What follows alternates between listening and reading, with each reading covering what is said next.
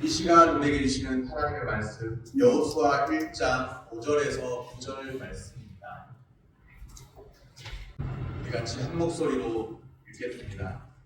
내 평생에 너를 능히 대적할 자가 없으리니 내가 모세와 함께 있었던 것 같이 너와 함께 있을 것임이니라. 내가 너를 떠나지 아니하며 버리지 아니하리니 강하고 담대하라. 너는 내가 그들의 조상에게 맹세하여 그들에게 주리라 한 땅을 이 백성에게 차지하게 하리라. 오직 강하고 극히 담대하여 나의 종 모세가 내게 명령한 그 율법을 다 지켜 행하고 우로나 좌로나 치우치지 말라. 그리하면 어디로 가든지 형통하리니 이 율법책을 내 입에서 떠나지 말게 하며 주야로 그것을 묵상하여 그 안에 기록된 대로 다 지켜 행하라. 그리하면 내 길이 평탄하게 될 것이며 내가 형통하리라. 내가 내게 명령한 것이 아니냐. 강하고 담대하라. 두려워하지 말며 놀라지 말라. 내가 어디로 가든지 내 하나님 여호와가 너와 함께 하느니라 하시니라. 아멘. 새 아침이 밝았습니다. 이 시간에는 여호수아 말씀을 듭니다. 여호수아서는 우리가 잘 알다시피 가나안 정복 역사, 가나안 정복사에 대한 말씀입니다. 약속의 땅 가나안의 정복에 대한 비전이 담겨있죠. 약속의 땅 가나안 정복의 비전은 곧 하나님 나라의 비전입니다. 오늘 우리 세대가 약속의 땅을 정복하는 여호수아 세대와 같이 되기를 소원합니다. 이스라엘은 모세를 통해서 약속의 땅에 대한 비전을 공유하게 되었습니다. 이집트의 애굽에서 노예로 430년간 대략 살고 있었는데 모세를 통해서 이제 이집트에서 나오게 되고 또 약속의 땅을 향해 가게 되고 약속의 땅에 대한 비전을 모세를 통해서 이스라엘은 공유하게 되었습니다. 그런데 그 비전을 약속의 땅에 대한 비전을 위협받는 일이 발생했죠. 그게 무엇이냐면 이스라엘을 위해서 약속의 땅에 대한 비전을 전해준 모세가 그 공동체를 떠나가게 된 겁니다. 여호와의 종 모세가 죽은 후에 여호수아서는 이렇게 시작되고 있습니다. 여호와의 종 모세가 죽은 후에 여호와의 종 모세가 죽은 후에도 약속의 땅을 향한 하나님의 계획은 현재 진행 중입니다. 모세가 죽었다고 해서 그 약속의 땅에 대한 비전이 사라진 것이 아니라 현재 진행 중이라는 것이죠. 약속의 땅을 향한 계획이 모세에게서 나온 것이라고 한다면 그것은 모세의 죽음과 함께 끝났어야 했습니다. 그런데 약속의 땅을 향한 계획은 아직도 이스라엘에게 남아 있습니다. 여전히 유효합니다. 이것은 약속의 땅을 향한 계획이 모세에게서 나온 것이 아니라 하나님의 계획인 것을 보여줍니다. 지도자 모세의 죽음은 이스라엘 언약 공동체에 있어서 상당한 충격과 슬픔으로 다가왔을 것입니다. 그는 어떤 사람이라고 불리느냐면 여호와의 종 모세, 그렇게 불립니다. 여호와의 종 모세가 죽은 후에 여호와의 종이죠. 여호와의 종으로 불리던 그 모세가 이스라엘을 떠나갑니다. 그런데 모세는 죽었어도 그가 이스라엘에게 전해준 약속의 땅에 대한 그 비전은 여전히 남아있습니다. 아직 끝나지 않았습니다. 약속의 땅에 대한 비전이 하나님에게서 나온 것이 분명하다면 그것은 모세의 죽음으로 인해서 멈출 수 없죠. 사명자는 떠나갔어도 그 사명은 여전히 계속됩니다. 그 어떤 상황이 펼쳐진다고 해도 약속의 땅에 대한 하나님의 계획은 멈출 수 없습니다. 오히려 그 어떤 삶의 형편 가운데서도 하나님이 주신 비전이 희미해지기는커녕 더욱 뚜렷해집니다. 더욱 생생해집니다. 많은 시간이 흘렀지만 하나님이 주신 그 약속의 땅에 대한 비전은 더욱 생생하게 남아 있습니다. 하나님께서는 모세 이후에 또 다른 한 사람 여호수아를 세우셨죠. 약속의 땅에 대한 비전을 성취하고 가나안 정복의 대업을 완성하게 하십니다. 여호수아에게 주어진 가나안 정복이라는 위대한 사명이 있습니다. 하나님께서 여호수아에게 말씀하십니다.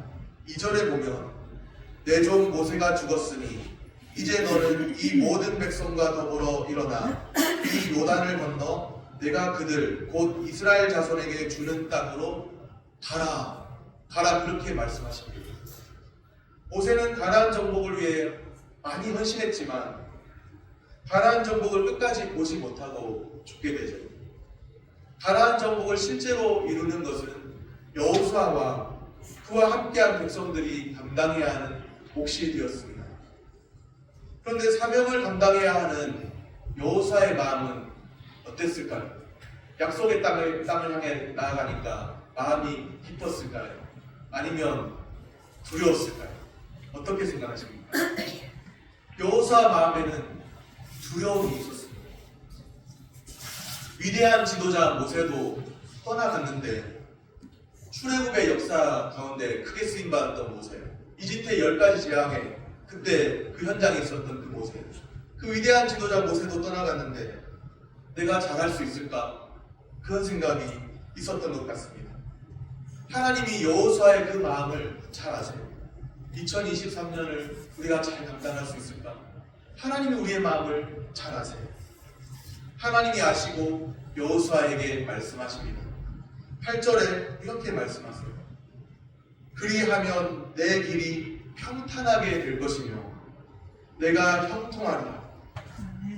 여호수아야, 너의 가는 길이 평탄할 거야. 형통할 거야. 여호수아는 걱정하고 있는데 가나안 정복 잘할 수 있을까? 2023년 잘 감당할 수 있을까? 염려하고 있는데 여호수아야, 너의 가는 길이 평탄할 거야. 형통할 거야. 우리는 우리 삶에 펼쳐진 크고 작은 상황이 아니라 평탄을 말씀하시는 하나님을 바라보아야 합니다. 이것이 우리의 사는 길입니다. 2023년에는 평탄하고 형통한 일들만 가득하시기를 소원합니다. 그런데 형통, 참 좋은 말인데 형통이 무엇일까요? 싸움이 없는 것이 형통이 아닙니다. 가나안 정복 전쟁이라는 싸움이 남아있잖아요. 가나안 원주민들과 싸워야 하거든. 그런데 너의 길이 평탄할 거야. 형통할 거야. 형통은 싸움이 없는 것이 형통이 아니라는 사실이죠. 남아있는 싸움이 여전히 있습니다. 그런데도 형통을 말씀하세요. 넉넉히 이기고 모든 어려움을 넉넉히 이기고 감당하게 되는 것이 형통인 줄로 믿습니다. 우리가 생각하는 싸움 없는 형통, 아무런 그런 싸움도 없고 잡음도 없는 형통, 그런 게 아니라는 거예요. 우리는 무슨 일을 만나든지 만사형통합니다. 형통을 말씀하시는 하나님이 계시기 때문이죠. 평탄을 말씀하시고 형통을 말씀하시죠. 또 주님은 여호수아에게 동행을 말씀하십니다.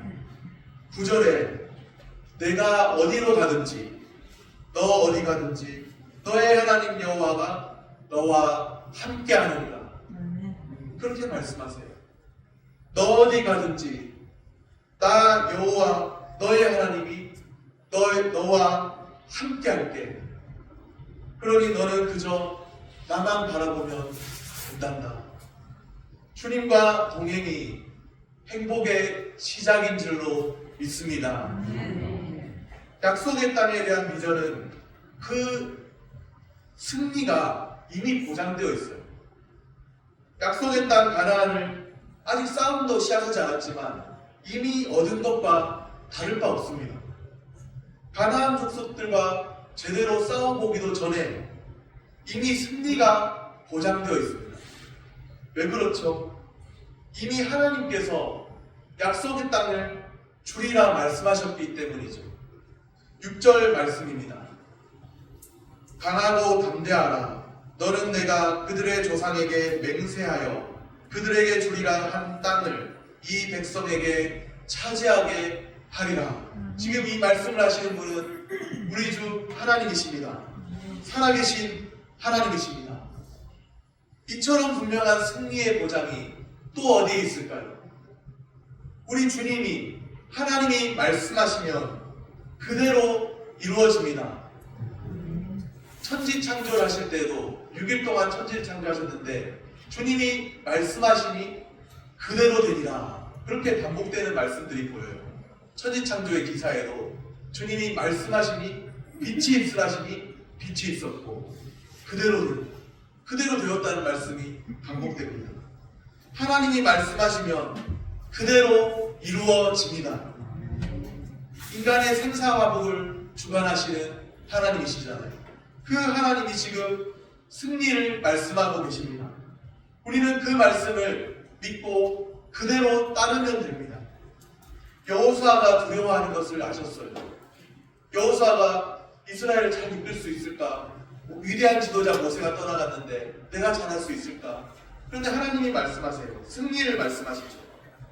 그가 두려워하는 것을 아시고 분명하게 말씀하시죠. 강하고 담대하라. 그렇게 말씀하세요. 하나님이 약속의 땅에 대한 비전을 주셨습니다. 가나안 정복, 스스로의 힘과 노력으로 되는 것이 아닙니다. 이스라엘은 스스로의 노력과 힘으로 가나안을 도무지 정복할 수 없습니다. 그렇다면 어떻게 가나안 땅을 정복하고 승리를 누리는 삶을 살 수 있을까요? 가나안을 향해 가라고 말씀하신 하나님, 명령하시고 약속을 하신 그 하나님, 그 하나님의 말씀을 붙들 때 이미 보장된 승리를 누리게 되는 것이죠. 2023년도 우리가 승리하는 길은 하나님의 말씀을 붙드는 길인 줄로 믿습니다. 하나님 백성의 삶은 이미 승리가 보장된 삶입니다. 그 승리는 주님의 말씀과 주님이 성취하신 일들을 믿음으로 바라볼 때 누릴 수 있습니다. 승리는 내 것일 때, 승리는 내 것인 줄로, 우리의 것인 줄로 믿습니다. 오늘 하루를 살아갈 때 주님이 말씀하시고 주님이 성취하신 일들, 지금까지 인도하여 오신 일들을 믿음으로 바라보시기를 소원합니다. 여호수아에게 평탄, 형통, 동행을 말씀하시는 하나님이시죠. 평탄, 형통, 동행을 누리기 위해서 여호수아가 해야 할 일이 있습니다. 7절 말씀입니다. 오직 강하고 극히 담대하여 나의 종 모세가 내게 명령한 그 율법을 다 지켜 행하고 우로나 자로나 치우치지 말라. 그리하면 어디로 가든지 형통하리니. 먼저는 율법을 다 지켜 행하라 말씀하십니다. 다른 것보다 말씀을 소중히 여기라는 것이죠. 율법, 말씀, 하나님의 말씀을 소중히 여기라는 것입니다. 우리가 2023년도에 분명히 해야 할 것은 다른 것도 중요할 수 있겠지만 하나님의 말씀을 제일 소중히 여기는 것입니다. 말씀 제일주의, 하나님 말씀 제일주의 신앙으로 살아가기를 소원합니다. 너가 현재 소중히 여기는 것은 무엇인지, 다른 그 무엇보다 중요시해야 할 것은 생명의 말씀이야. 그 말씀 잘 붙들어야 한단다. 우리 주님이 그렇게 말씀하고 계세요. 오늘 우리 삶이 말씀을 소중히 여기는 삶이 되기를 소원합니다. 하나님의 말씀이 우리의 신앙과 생활의 유일한 법칙이 되기를 소원합니다. 그리하면 평탄, 형통, 동행하는 은혜가 우리에게 주어질 줄로 믿습니다. 주님은 율법을 다 지켜 행하라 말씀하십니다. 우로나 자로나 치우치지 말라고 말씀하세요. 말씀의 정도, 신앙의 정도에서 벗어나지 말라고 말씀하시죠. 죄가 무엇인가요? 죄가 하나님의 법을 순종함에 부족한 것이나 또는 어기는 것입니다. 말씀의 정도에서 하나님의 법을 순종함에 부족한 것이나 또는 어기는 것, 그런 삶을 살지 말라고 말씀하세요. 좌로나 우로나 치우치지 않고 하나님의 말씀에서 벗어나지 않는, 신앙의 정도에서 벗어나지 않는 삶을 살라고 말씀하십니다. 그런데 우리 힘으로 되나요? 잘 안 돼요. 계속 넘어집니다. 계속 죄를 반복듯이 행하잖아요. 그러는 게 우리의 인간의 본성이잖아요. 타락한, 부패한 본성이잖아요. 우리는 말씀의 정도, 신앙의 정도에서 벗어나지 않아야 하는데 계속 넘어집니다. 그래서 어떻게 해야 할까요? 성령의 인도하심을 구해야 하죠. 하나님의 말씀의 정도, 신앙의 정도에서 벗어나지 않기 위해서 2023년에도 하나님의 성령님의 인도하심을 구하는 우리들 되시기를 소원합니다. 율법을 다 지켜 행하고 우로나 좌로나 치우치지 말라 말씀하십니다. 그리하면 어디로 가든지 형통하리라 말씀하시죠. 그러면 반대로 생각해서 그리하지 않으면 어떻게 된다는 거예요? 평탄하지도 않고 평탄할 수도 없고 형통할 수도 없고 주님과 동행의 은혜도 누리지 못하게 될 것입니다. 하나님 말씀을 소중히 여기는 사람은 평탄하고 형통하고 주님과 동행할 것이지만 하나님 말씀의 정도를 벗어나서 사는 사람은 평탄한 것 같아도 평탄할 수가 없고 형통한 것 같아도 형통할 수가 없고 주님과 동행하는 은혜도 누릴 수 없다는 말씀입니다. 이 말씀은 선택사항이 아니라는 겁니다. 우리가 주님 말씀을 소중히 여겨도 되고 주님 말씀은 때로는 우리가 하나님 말씀을 감당하기 싫으면 버려도 상관없고 잠시 하나님 말씀 뒤로 제껴도 상관없고 그런 것이 아니라는 거예요. 선택사항이 아니라는 거예요. 살기 위해서 하나님 말씀을 소중히 붙들어야 한다는 말씀입니다. 죽고 사는 문제로 생각해야 한다는 거예요. 옵션이 아닙니다. 신앙에서 하나님 말씀을 제일로 생각하는 것은 옵션이 아닙니다. 그것은 죽고 사는 문제인 거예요. 우리가 하나님 말씀 잠시 안 지켜도 살아있는 것 같습니다. 그러나 주님과의 교제, 친밀한 교제가 단절될 수밖에 없는 거예요. 2023년도에는 하나님 말씀을 제일 소중히 여기고 나의 주 나의 하나님 내게 생명의 말씀 주셨는데 그 말씀 제일 소중히 여기고 주님 말씀과 동행하는 은혜를 누리시기를 소원합니다. 하나님 백성에게 있어서 승리의 근거가 무엇인가요? 우리에게 많은 것들이 주어졌다는 것이 아닙니다. 내게 많은 어떤 자원이 있고 내가 많은 소유가 있고 그것이 내가 승리할 수 있는 길이 아니에요. 하나님 백성에게 있어서 승리의 근거는 다른 것보다 주님이 함께 하심입니다. 9절 말씀입니다. 우리 9절 말씀을 한 목소리로 같이 읽겠습니다.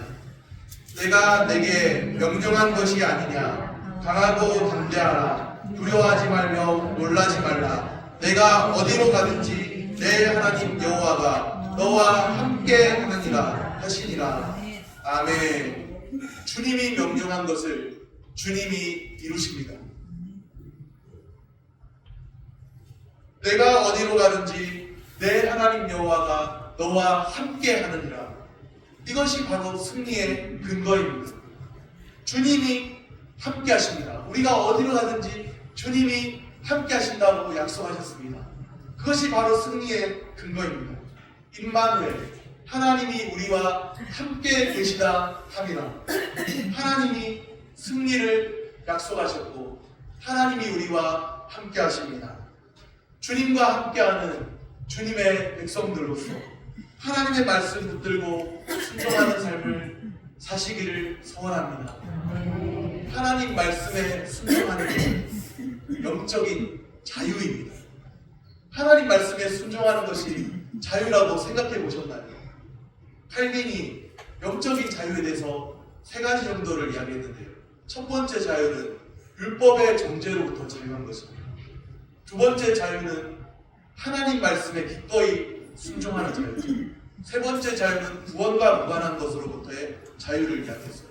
첫 번째 자유는 우리가 의롭다 하심을 얻었을 때, 믿음으로 의롭다 하심을 얻었을 때 율법의 정죄로부터 자유함을 얻었습니다. 그리고 우리가 두 번째 자유, 영적인 자유, 하나님 말씀에 기꺼이 순종하는 자유는 우리가 성화의 삶을, 그리스도의 삶을 살아갈 때 하나님의 말씀에 기꺼이 순종하는 자유를 누릴 수 있습니다.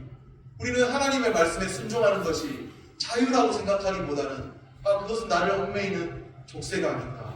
때로는 하나님 말씀에 순종하기가 참 피곤한데, 싫은데, 그것은 자유이기보다는 나를 얽매이는 뭔가 그런 테두리 같은, 종교적인 어떤 테두리 같이 그렇게 생각하진 않았습니까?